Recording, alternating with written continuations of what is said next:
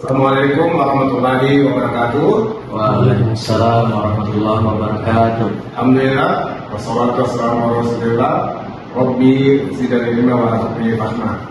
Salam sejahtera buat kita semua. Bagaimana? Sehat semua? Alhamdulillah, Pak.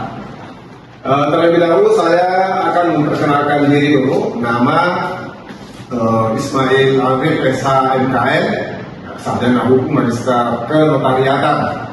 Lahir di Sidrap tanggal 27 Januari 1972. Tinggal di Jalan Kuta Chandra Utara, nomor 24, Perumahan Bukit Baruga, Antang, Makassar. Saya sumber daya di Departemen Hukum Masyarakat dan Pembangunan, tetapi mengasuh juga mata kuliah di Departemen Hukum Perdata dan Hukum Acara. Sekarang ini golongannya 3C dan pangkatnya lektor.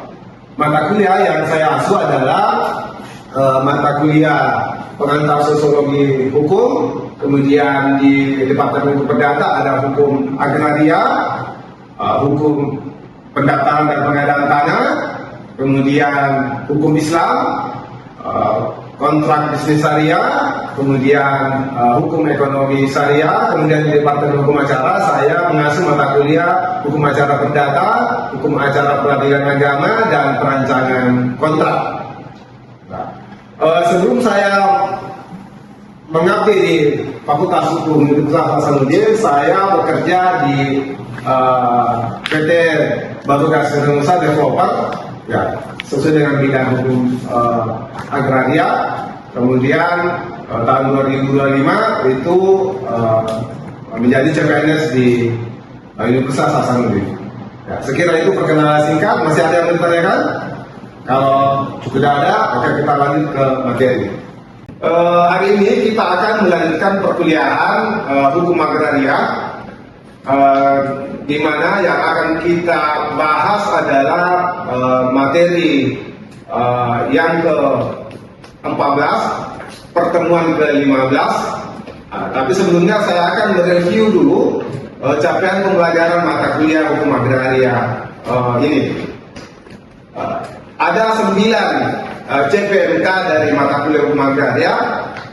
CPMK yang pertama adalah mengemukakan beberapa istilah pengertian hukum agraria dan dua lingkup hukum agraria. Jadi ini materi ini itu akan mengungkapkan beberapa istilah-istilah dalam hukum agraria. Ada hukum agraria sempit, ada hukum agraria dalam arti yang luas. Kemudian CPMK yang kedua adalah mengidentifikasi dan membedakan karakter hukum agraria berdasarkan periodisasi berlakunya hukum agraria. Di Indonesia itu berlaku beberapa masa pemerintahan kolonial, baik di Belanda maupun Jepang, kerajaan, kemudian masa kemerdekaan itu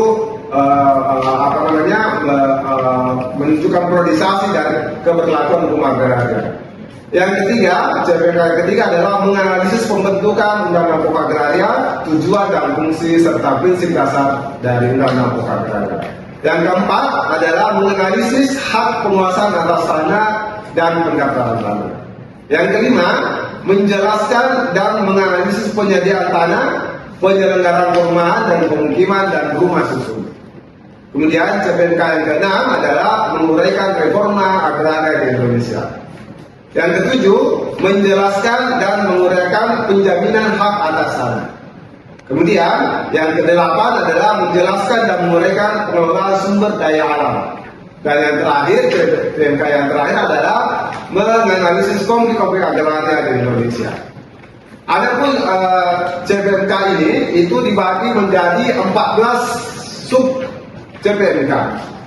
Dibagi menjadi 14, dan hari ini kita akan membahas terkait dengan sub CPMK yang ke-14, yaitu mahasiswa mampu mengidentifikasi berbagai kasus pertanahan yang terjadi di Indonesia dan menganalisis tahapan penyelesaian sengketa agraria. Saya kira itu penyampaian terkait dengan sub CPMK dan CPMK untuk mata kuliah hukum agraria. Ya, istilah sengketa agraria dengan kasus pertanahan itu dalam artian bahwa sengketa agraria yang dimaksud di sini adalah agraria dalam arti sempit. Yang kita akan jelaskan adalah kasus-kasus pertanahan. Ya, kasus pertanahan ini melingkupi 3, yaitu sengketa pertanahan, konflik pertanahan, dan perkara pertanahan. Materi pembelajaran hari ini adalah penyelesaian sengketa agraria. Sebelumnya, Anda sudah mempelajari banyak materi, baik itu pengertian dasar hukum agraria, ya, ada hukum agraria secara sempit, ada hukum agraria secara luas. Ya. Kemudian Anda sudah belajar terkait dengan periodisasi pemberlakuan hukum agraria di Indonesia. Jadi di Indonesia itu akan terkait dengan sengketa nanti. Kenapa? Karena banyak sekali hukum yang pernah berlaku di Indonesia. Ya, ada hukum kolonial, terus ada masa sebelum kolonial ini kita pernah dijajah oleh Belanda, kita pernah dijajah oleh Jepang, dan pernah juga sebelumnya berlaku hukum adat, hukum kerajaan-kerajaan. Nah, kemudian setelah berlaku undang-undang pokok agraria, itu berlaku unifikasi hukum. Nah, itu akan terkait dengan nanti kenapa bisa banyak sengketa yang terjadi. Ya. Kemudian terkait dengan pendaftaran tanah, di sini juga kita menganut sistem pendaftaran negatif tendensi positif. Nah, itu juga ada kemungkinan nanti timbul sengketa dari situ. Ya, jadi nanti akan kita lihat tipologi permasalahan pertanahan yang ada di Indonesia, kemudian bagaimana cara menyelesaikannya.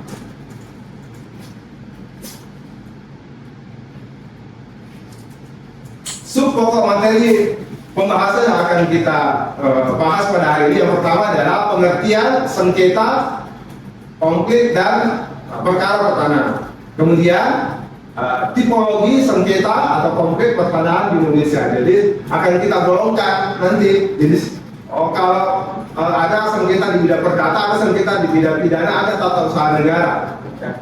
Kemudian kita juga akan membahas terkait dengan penyelesaian kasus pertanahan secara litigasi, ya, dan non litigasi. Jadi penyelesaian pertanahan di luar pengadilan dan di dalam pengadilan. Kita bahas satu persatu. Kita masuk ke pengertian kasus pertanahan. Jadi judul dari materi pembahasan kita adalah penyelesaian sengketa agraria. Yang dimaksud di sini adalah sengketa agraria dalam arti sempit, yaitu terkait dengan kasus pertanahan. Ya, karena kalau arti sengketa agraria dalam arti luas, berarti kita akan juga membahas tentang perairan, membahas tentang kehutanan dan sebagainya, ya, pertambangan, dan masuk juga lingkup agraria. Tetapi kita akan fokus ke dalam kasus-kasus pertanahan, penyelesaian kasus pertanahan. Nah, kalau kita lihat pengertian kasus pertanahan berdasarkan pasal 1 angka 1 Permen Material BPN nomor 21 tahun 2020 tentang penanganan dan penyelesaian kasus pertanahan, yaitu sengketa, konflik, atau perkara tanah yang disampaikan kepada Kementerian Agraria dan Tata Ruang Badan Pertanahan Nasional, Kantor Wilayah Badan Pertanahan Nasional, Kantor Pertanahan, sesuai dengan kewenangannya untuk mendapatkan penanganan dan penyelesaian sesuai dengan ketentuan peraturan perundang-undangan. Nah, jadi ketentuan ini memberikan kewenangan kepada setiap level di dalam kantor ATN BPN dalam menangani perkara. Ya. Kemudian kasus pertanahan itu terdiri dari tiga komponen. Ada sengketa pertanahan, ada konflik pertanahan, dan ada perkara pertanahan. Sengketa pertanahan adalah penyelesaian tanah antara orang perseorangan, badan hukum, atau lembaga yang tidak berdampak luas. Jadi perselisihannya antara orang per orang atau badan hukum, tetapi tidak berdampak luas. Tidak berdampak luas di sini maksudnya adalah masalahnya itu baru di sekitar orang yang bersengketa saja, tidak berpengaruh kepada, tidak berdampak kepada orang lain, ya, atau pihak lain. Kemudian konflik pertanahan yaitu perselisihan tanah antara orang perseorangan, kelompok, golongan, organisasi, badan hukum atau lembaga yang mempunyai kecenderungan atau sudah berdampak luas. Nah, beda antara sengketa pertanahan dan konflik pertanahan ini adalah, yang pertama adalah konflik pertanahan melibatkan banyak orang, melibatkan banyak pihak. Yang kedua, berdampak luas. Ya, seperti misalnya perkara-perkara pembebasan lahan, biasanya orang yang bersengketa, ya, yang bersengketa itu ada orang yang tidak bersengketa tapi terpengaruh juga. Ya, itu makanya dinamakan konflik pertanahan itu berdampak luas, ya, berdampak melibatkan banyak orang, terus dampaknya juga bukan hanya orang yang bersengketa. Ya, kalau misalnya pembebasan lahan itu ada yang bersengketa, itu mempengaruhi juga orang-orang yang ada di sekitar situ. Proyeknya tidak bisa jalan, proyeknya tidak bisa dinikmati oleh masyarakat yang lain, ya, seperti itu. Kemudian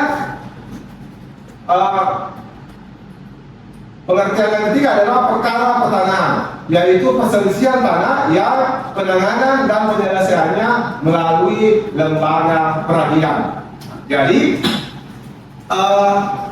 baik itu sengketa pertanahan maupun konflik pertanahan, jika penyelesaiannya dibawa ke pengadilan, maka berubah nama menjadi perkara pertanahan. Paham ya? Jadi setelah sengketa pertanahan maupun konflik pertanahan itu penyelesaiannya dibawa ke pengadilan, pengadilannya bisa pengadilan tata usaha negara atau peradilan umum bidang perdata atau bidang pidana atau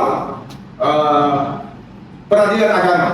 Jadi kalau peradilan agama itu biasanya terkait dengan sengketa-sengketa pewarisan, nah, ya. Jadi ketika sudah diselesaikan di pengadilan, maka namanya menjadi perkara pertanahan. Ya. Jadi kasus pertanahan, jadi itu untuk mencakup 3. Apa tadi? 1, sengketa pertanahan. Yang kedua apa? Konflik pertanahan. Yang ketiga? Perkara pertanahan. Jadi kalau Anda sebagai mahasiswa hukum bisa membedakan itu penggunaan 3 kata itu. Nah, ya, jangan sengketa secara umum. Makanya juga kurang sependapat dengan penamaan penyelesaian sengketa agraria, karena sengketa itu hanya salah satu bagian dalam penyelesaian kasus pertanahan. Ya, karena tapi ini digunakan, kata sengketa itu digunakan secara umum, penggunaan secara umum. Ya. Lanjut ya. Kita lihat pengertian sengketa pertanahan menurut ahli. Menurut Rosman Murad, sengketa pertanahan adalah perselisihan yang terjadi antara 2 pihak atau lebih yang merasa atau dirugikan pihak-pihak tersebut untuk penggunaan dan penguasaan hak atas tanah yang diselesaikan melalui musyawarah atau melalui pengadilan. Jadi Pak Rosman Murad ini menggabungkan, ya. Jadi menggabungkan tadi antara sengketa konflik maupun perkara pertanahan. Jika terjadi perselisihan yang objeknya adalah tanah, itu sengketa pertanahan. Ya, apakah itu di penyelesaiannya secara musyawarah atau melalui pengadilan? Ya, ketika seseorang berselisih atau 1 atau lebih, ketika dibawa ke ke pengadilan, ya bisa juga dibawa ke sebagai musyawarah. Ya.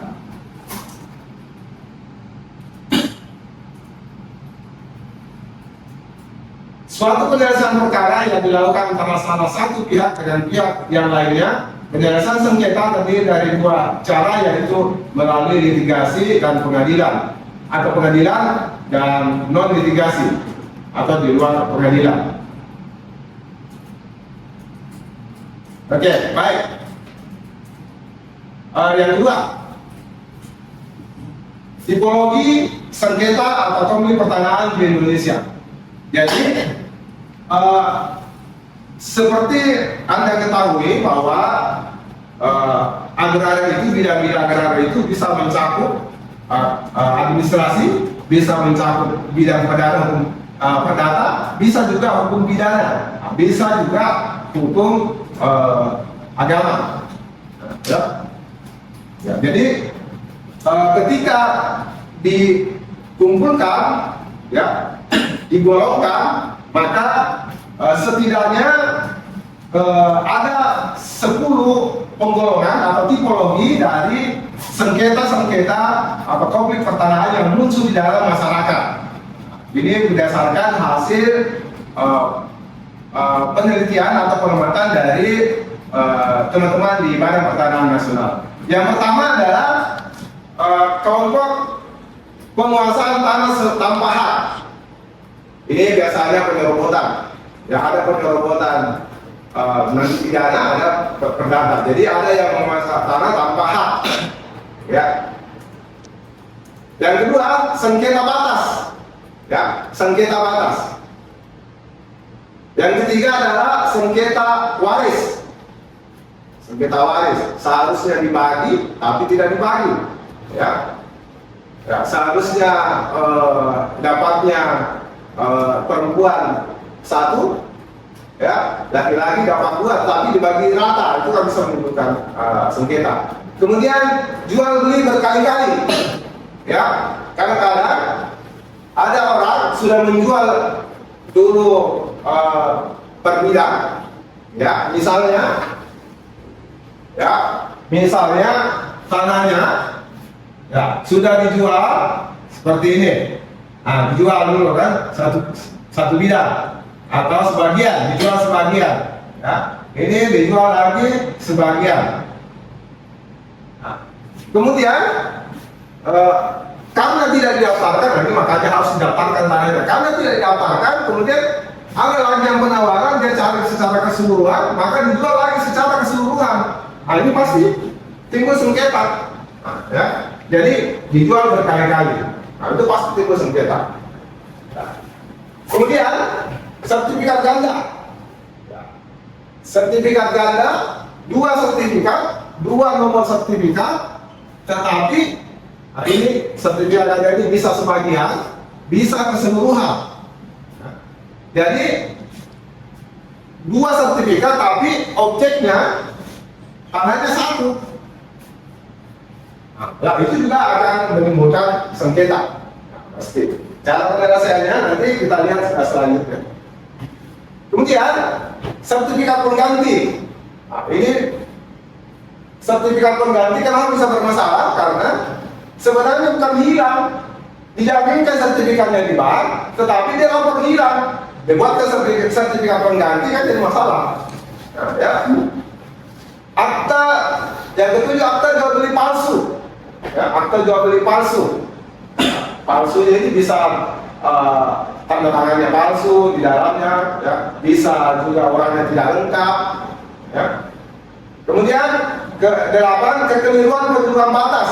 Nah, ini banyak sekali masalah timbul di dalam pertanahan terkait dengan penentuan batas yang salah. Ya. Bergeser sedikit saja itu salah. Ya.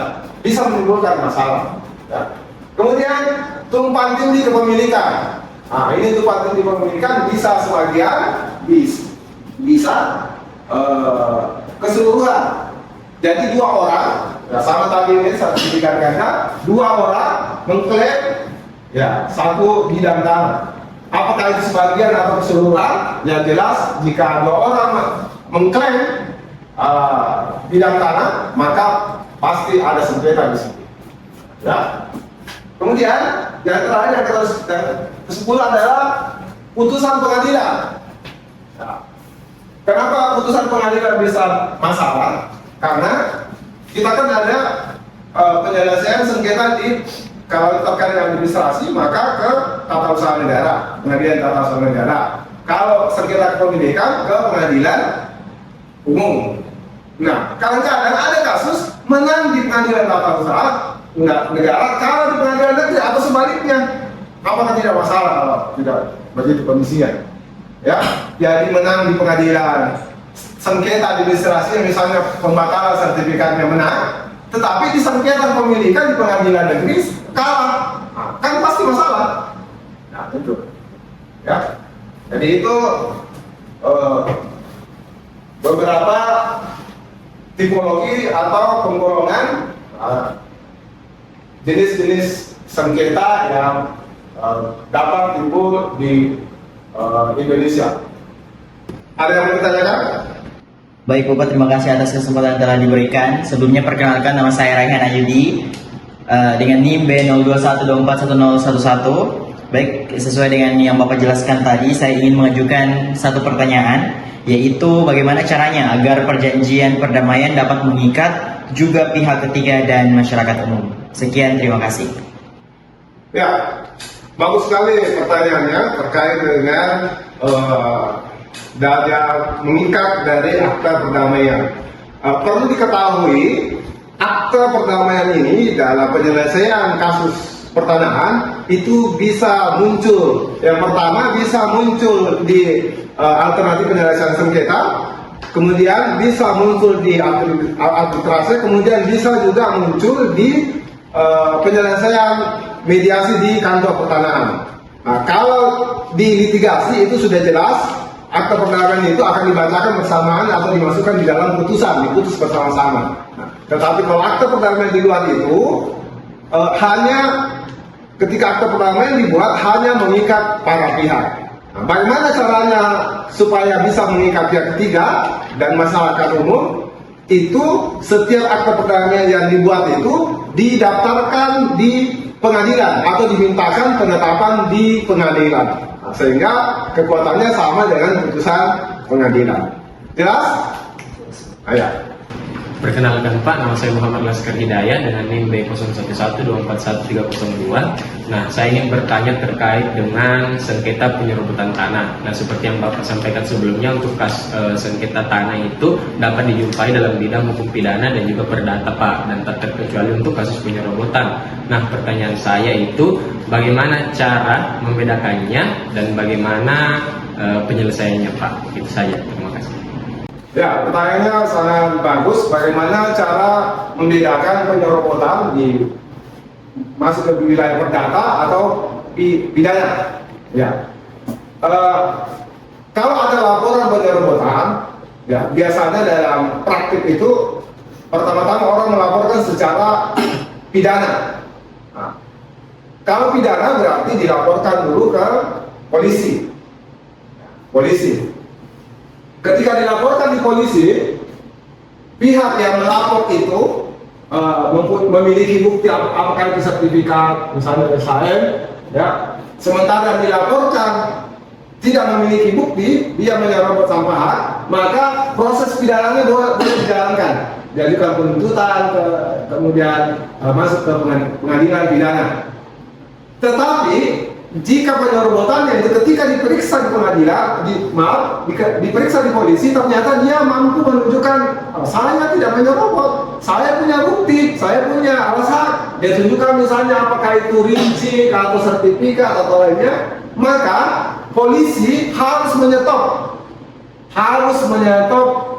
laporan penyerobotan pidana itu, kemudian mempersilahkan para pihak melakukan sengketa kepemilikan di pengadilan perdata.